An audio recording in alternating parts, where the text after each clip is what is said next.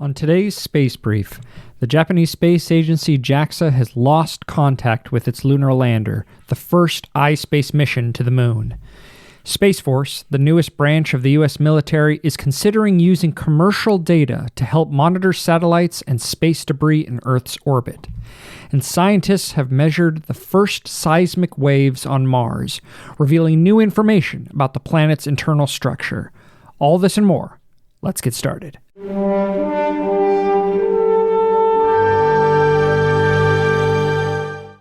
Hello and welcome to the Undiscovered Country. I am your host, Bryant A.M. Baker. Today I'll present the top 5 most important things happening in the world of space. Let's get started. Number 5. Earlier today, the Japanese space agency JAXA announced that it has lost contact with its lunar lander, the first iSpace mission to the moon. The mission, launched last year, was intended to test new technologies for future lunar exploration and to search for resources that could be used to support human settlements on the moon. The iSpace lander was supposed to touch down on the lunar surface near the South Pole, an area that has been identified as a prime location for future human missions. However, JAXA lost contact with the spacecraft during the descent phase just a few minutes before it was supposed to land. While JAXA has not yet officially declared the mission a failure, the agency has stated that the likelihood of recovering the spacecraft is very low. The cause of the failure is not yet known, but JAXA has said that it will be conducting an investigation to determine what went wrong. The iSpace lander is not the first spacecraft to run into trouble during a lunar landing attempt. The Soviet Union's Luna 15 crashed into the moon in 1969, and NASA's Surveyor 4 mission failed in 1967. However, these setbacks have not deterred space agencies from continuing to pursue lunar exploration. Despite the disappointment of the iSpace mission, JAXA and other space agencies remain committed to exploring the moon and other celestial bodies. These missions will pave the way for future human exploration and could lead to the discovery of new resources that could be used to support life on Earth and beyond. Number 4. Space Force, the newest branch of the U.S. military, is considering using commercial data to help monitor satellites and space debris in Earth's orbit. A report commissioned by the U.S. government has suggested that Space Force could benefit from using commercial providers of satellite tracking data, which could potentially provide a more comprehensive view of objects in space. Space debris is becoming an increasing concern for space agencies and governments around the world. With more satellites being launched into orbit every year, the risk of collisions and the creation of more debris is growing. Space Force's responsibility is to protect U.S. interests in space, and one of the ways it does this is by monitoring and mitigating the risks associated with space debris.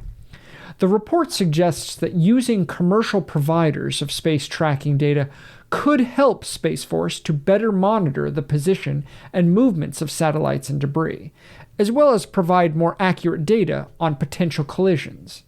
This could enable Space Force to take more effective measures to avoid collisions, such as adjusting the orbits of satellites or moving debris out of harm's way.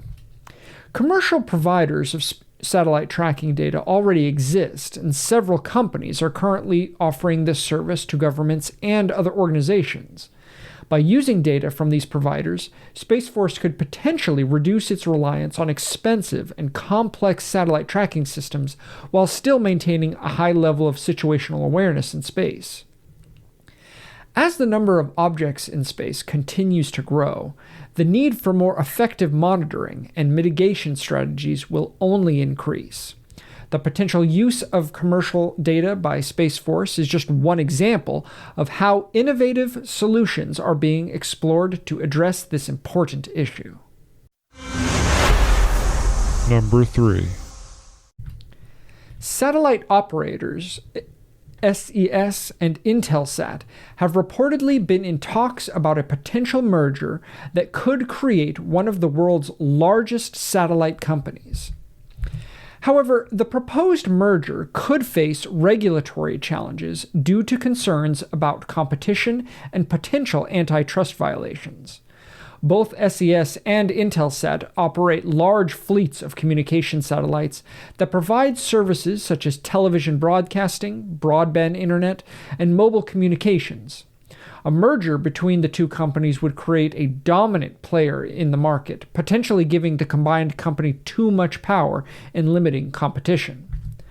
The merger could also face opposition from other players in the satellite industry, who could argue that the combined company would have an unfair advantage. In addition, regulators may be concerned about the impact on consumers, particularly in developing countries where SES and Intelsat are major providers of communication services. If the proposed merger were to go ahead, it could have significant impacts for the satellite industry as a whole. The combined company would have a larger fleet of satellites, which could lead to cost savings and increased efficiencies. However, it could also result in job losses and a reduction in competition. Regulatory approval of the merger is not guaranteed, and it could take several months or even years for the process to play out. In the meantime, both SES and Intelsat are continuing to operate independently and are likely exploring other options for growth and expansion. Number 2. Scientists have measured the first seismic waves on Mars, revealing new information about the planet's internal structure. The data shows that Mars has a liquid core, which is similar to Earth's, but smaller. Seismic waves are produced by earthquakes, and they travel through the planet's interior.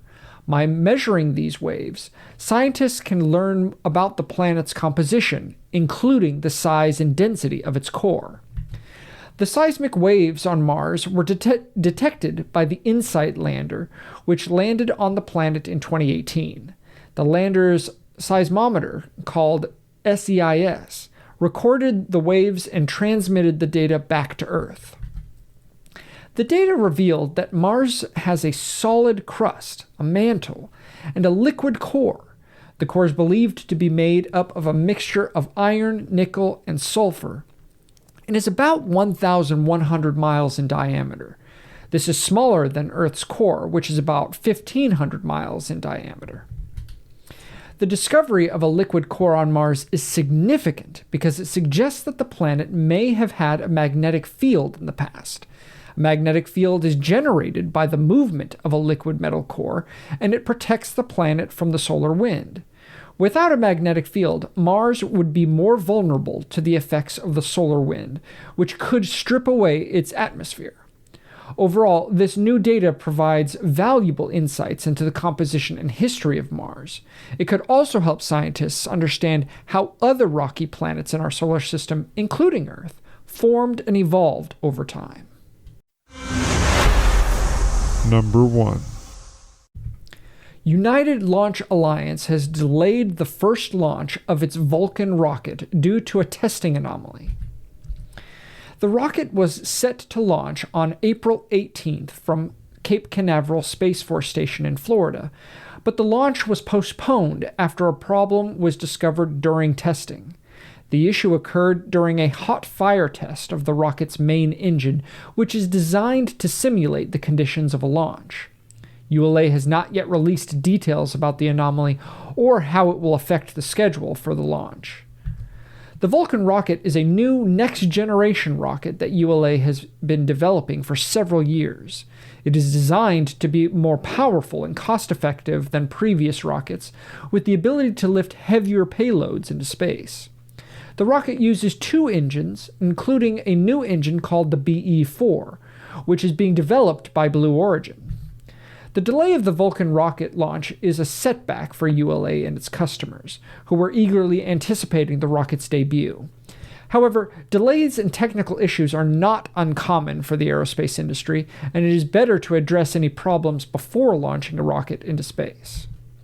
ULA has not yet announced a new launch date for the Vulcan rocket, but the company has said that it will take the time to carefully review the data from the hot fire test and make any necessary adjustments to ensure a successful launch. Thank you for joining me. Links to all the stories are in the description.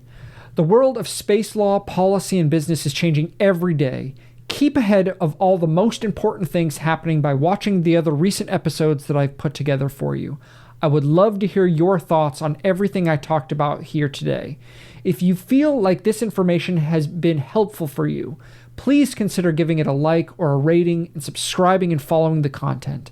I'm honored to be a part of this community of citizens in this undiscovered country of ours, and I'll see you again next time.